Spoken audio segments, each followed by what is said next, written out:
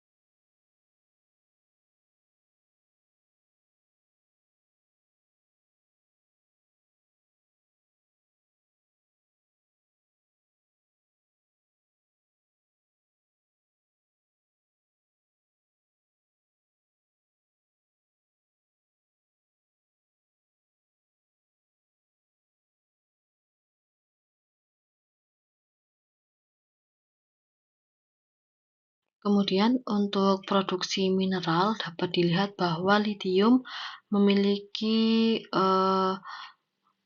persen yang kecil yaitu 0,04 dan sodium memiliki persen yang cukup besar sekitar 9%, dan untuk produksi metal elemen dari tambang dapat dilihat bahwa litium memiliki nilai yang kecil sehingga harus dicari alternatif lain untuk mengatasi kecilnya litium dalam produksi. Kemudian mengenai sodium ion baterai, baterai sodium ini memiliki biaya, keamanan, kualitas, kinerja, dan keberlanjutan yang lebih baik jika dibandingkan dengan baterai lithium ion. Baterai sodium ini dapat diproduksi secara massal dan dengan bahan yang murah, karena kelimpahannya yang di alam yang cukup besar sehingga dapat mengurangi biaya produksi cukup tinggi. Kemudian menggunakan anoda aluminium yang memiliki biaya yang lebih murah dan kepadatan energi yang lebih rendah dibandingkan dengan tembaga yang biasanya digunakan pada baterai lithium. Selain itu juga, sodium baterai juga memiliki keamanan yang lebih baik karena dapat disimpan pada tegangan 0 volt, kemudian memiliki elektrolit yang memiliki titik nyala lebih tinggi dibandingkan dengan baterai lithium sehingga dapat mengurangi resiko ledakan. Kemudian untuk proses produksi yang sama dengan sistem baterai lithium yang sudah ada saat ini, sehingga untuk produksi secara scale up-nya sangat berpotensi besar. Kemudian untuk perbandingan antara litium dan sodium ion baterai, pertama-tama mengenai sodium dan litium memiliki perbedaan di berat atom. Sodium memiliki berat atom 3,3 kali lebih berat dibandingkan pada litium. Namun, perlu dicatat bahwa litium atau natrium atau sodium dalam baterai hanya menyumbang sebagian kecil massa sel dan kepadatan energi. Kepadatan energi sebagian besar ditunjukkan oleh bahan elektroda dan komponen yang lainnya dalam sel baterai. Pengumpul arus anoda dalam sodium ion baterai dapat dibuat dari aluminium daripada tembaga yang digunakan pada lithium ion baterai. Kemudian untuk teknologi sodium ion baterai saat ini, jika dibandingkan dengan lithium ion baterai yang sudah ada, dapat dilihat baterai lithium terdapat kepadatan sekitar 270 Watt per kilogram. Kemudian untuk lithium fosfat yaitu sekitar 170, dan untuk baterai sodium ion dengan katoda oksida logam berlayer dan anoda hard carbon terdapat laporan energi spesifik sekitar 160 Watt per kilo. Hal ini merupakan nilai yang cukup baik jika dibandingkan dengan baterai litium dengan kelebihan-kelebihan yang dimiliki oleh sodium ion baterai.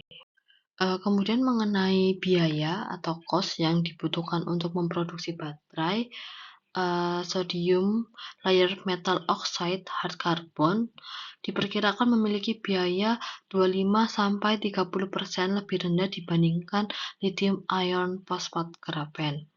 Dengan mengganti litium dengan sodium dan tembaga dengan aluminium dapat mengurangi biaya produksi sebesar 12%. Kemudian, material yang digunakan untuk anoda atau katoda juga menentukan biaya yang diperlukan untuk memproduksi baterai. Hard carbon lebih tidak padat jika dibandingkan dengan grafit atau grafen yang bisa digunakan pada baterai litium, sehingga lebih banyak elektrolit yang dipakai. Kemudian hard carbon memiliki harga yang lebih mahal jika dibandingkan dengan grafen. Jika dibandingkan biaya konfigurasi baterai lithium ion dan sodium ion yang berbeda, dapat dilihat bahwa ada potensi keuntungan biaya, namun jumlahnya juga tergantung terhadap bahan kimia yang digunakan. Kita akan meninjau kembali mengenai baterai litium. Apa saja yang ada dalam baterai litium? Kita akan menemukan lapisan pengumpul arus tembaga, anoda berpori yang biasa terbuat dari grafit atau grafen, kemudian pemisah polimer berpori, katoda berpori yang bisa dibuat dari oksida logam transisi, dan aluminium. Pengumpul arus semuanya direndam dalam cairan elektrolit. Saat baterai habis, ion litium dikeluarkan dari anoda dan bergerak menuju katoda. Elektron yang dilepaskan dari proses ini mengelilingi sirkuit eksternal, di mana pekerjaan listrik yang berguna dapat diekstraksi. Hal sebaliknya kemudian terjadi ketika baterai diisi dan pergerakan ion litium bolak-balik ini disebut dengan mekanisme kursi goyang atau rocking chair mekanisme.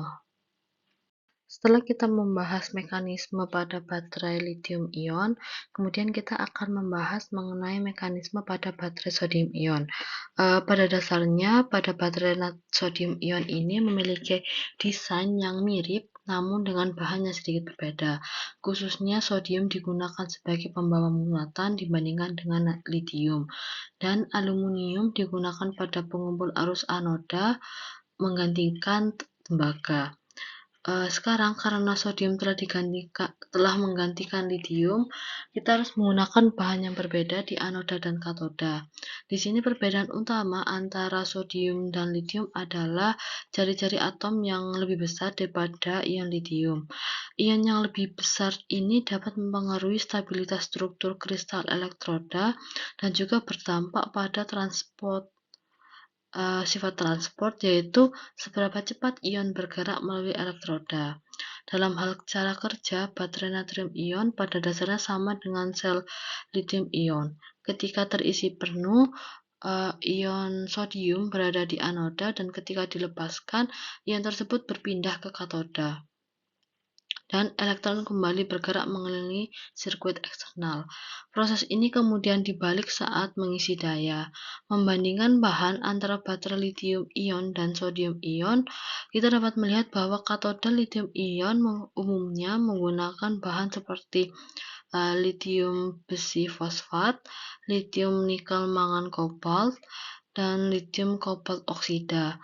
Untuk baterai natrium ion, katoda yang paling umum yang mencakup oksida logam transisi berlapis, analog biru Prussian, dan senyawa polianion. Di sini katoda lithium ion dan natrium ion menggunakan pengumpul aros aluminium, pengikat PVDV, dan karbon konduktif yang sama. Untuk anoda baterai lithium ion seperti grafit, silikon, dan logam lithium digunakan, seringkali dengan pengikatan CMC dan CBR serta pengumpulan arus tembaga. Salah satu katoda yang banyak digunakan pada sodium ion baterai adalah layered transition metal oxide atau oksida logam transisi berlapis, di mana katoda ini memiliki kapasitas spesifik yang tinggi, kemudian memiliki konduktivitas yang baik. Dibedakan berdasarkan keberadaan natrium atau sodium pada situs kristalografi prismatik atau P, atau oktahedral, dan bisa disingkat O. Dengan indeks yang menunjukkan jumlah layer oksida logam, terdapat dua tipe umum, yaitu P2 dan O3. Katoda tipe P2 umumnya memiliki difusi dan stabilitas natrium yang lebih baik, dan untuk tipe O3 memiliki kapasitas spesifik yang lebih baik. Kemudian katoda ini sensitif terhadap udara dan kelembapan. Kemudian jika terjadi interkalasi air ke dalam lapisan natrium dapat mengurangi kinerja baterai. Karena memiliki kapasitas spesifik yang tinggi, sehingga memiliki siklus hidup yang lebih panjang, serta dengan konduktivitas yang baik, memberikan kemampuan daya yang baik pada baterai dengan katoda layered transition metal oxide. Kemudian katoda lain yang digunakan adalah Prussian blue analog, di mana ini memiliki struktur yang mirip dengan Prussian blue yang merupakan pewarna sintesis. Kemudian struktur kristal yang kuat berpotensi untuk lifetime atau pemakaian yang lebih lama. Kemudian struktur kristal yang terbuka memungkinkan kemampuan daya yang tinggi, difusi sodium ion yang cepat, namun memiliki konduktivitas elektronik yang rendah. Kemudian struktur kristal yang terbuka berarti memiliki kepadatan kristal yang rendah, sehingga mengurangi potensi kepadatan energi yang tinggi. Banyak Prussian blue analog menggunakan logam yang berlimpah di bumi sehingga menimbulkan biaya yang efektif dan efisien. Sintesis dapat menghasilkan air yang ada di dalam struktur dari Prussian blue analog, sehingga berpotensi bereaksi dengan elektrolit dan mengurangi pemakaian yang lama karena menyebabkan konslet. Kemudian ada polyanion, di mana polyanion ini memiliki tekanan operasi yang tinggi. Kemudian struktur kristal yang rusak dapat meningkatkan lifetime atau pemakaian jangka panjang. Kemudian ikatan kuat dengan oksigen dapat meningkatkan keamanan, serta konduktivitas elektronik yang rendah sama dengan power yang rendah. Biasanya membutuhkan coating dengan karbon. Kemudian ada beberapa contoh seperti fosfat memiliki kelebihan high rate dan long lifespan. Kemudian kekurangannya adalah tegangan rendah, kapasitas rendah, dan toksisitas yang tinggi. Kemudian ada contoh lain yaitu pirofosfat memiliki kelebihan biaya yang murah serta toksisitas yang rendah, namun memiliki kekurangan yaitu kapasitas yang rendah serta tegangan yang rendah. Berikut adalah perbandingan antara katoda yang ada pada sodium ion baterai diplot terhadap rata-rata tegangan dan spesifik kapasitas. Dapat dilihat, layered metal oxide memiliki spesifik kapasiti yang paling besar dalam kelompoknya, dan polyanion memiliki voltase yang cukup tinggi jika dibandingkan dengan katoda yang lain. Lalu untuk anoda sodium ion baterai telah disebutkan terdiri antara metal oxide atau metal sulfida, lalu kemudian karbon dan alloy, di mana dapat dilihat pada grafik spesifik kapasitif versus tegangan, terlihat bahwa alloy memiliki spesifik kapasiti yang paling besar dan metal oxide memiliki tegangan yang paling besar di antara ketiganya. Anoda yang ideal memiliki kapasitas yang tinggi, tegangan yang rendah, dan pemakaian jangka panjang, dan dibuat dengan bahan yang murah, sehingga dapat dikatakan bahwa anoda tersebut memiliki sifat efektif dan efisien. Kemudian yang terakhir adalah kesimpulan, sodium ion baterai memiliki potensi dengan biaya yang rendah, berkelanjutan, dan alternatif yang aman untuk menggantikan lithium ion baterai. Hal ini dikarenakan yang pertama adalah kelimpahan material yang tinggi, kemudian menggunakan kolektor arus anoda aluminium yang lebih murah, potensial yang lebih aman yaitu dapat disimpan pada potensial 0, serta memiliki daya yang tinggi. Katoda yang biasa digunakan adalah layered metal oxide, Prussian blue analog, dan polyanion, di mana layered metal oxide ini secara umum memiliki kapasitas yang tinggi namun memiliki lifetime yang rendah. Kemudian untuk anoda yang bisa digunakan adalah hard carbon atau karbon keras, metal oxide atau metal sulfida, serta alloy. Namun, sodium ion baterai ini masih memiliki kepadatan energi yang lebih rendah, namun hal ini masih dapat dikembangkan lebih jauh lagi. Dari data yang telah dipaparkan sebelumnya dapat dilihat bahwa sodium ion baterai ini layak digunakan di masa depan sebagai material penyimpan energi karena memiliki cost yang lebih murah serta lebih aman dibandingkan dengan lithium ion baterai. Materi mengenai sodium ion baterai yang digunakan sebagai penyimpan energi di masa depan telah selesai. Saya mohon maaf bila ada materi yang kurang tepat atau yang kurang dipahami, saya mohon maaf, dan saya ucapkan terima kasih atas perhatiannya. Wassalamualaikum warahmatullahi wabarakatuh.